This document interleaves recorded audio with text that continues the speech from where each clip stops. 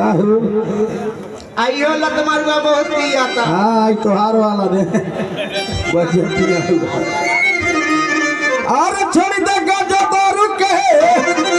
अरे पियाई रजे अन होई है घरवा तुहरे झाड़ू बेलना से जब गिरल ने तब बुखार आवेला आई ना छोड़े चला ना बुझली और आई गुलाब सानी आ गइला साथ ही साथ जय हो अरे छोड़ी देवा दारू गाजा के ए भैया अरे पियाई भैया हाय हाय हाय न घरवा होई है झाड़ू बेलना से घरवा होई है झाड़ू बेलना से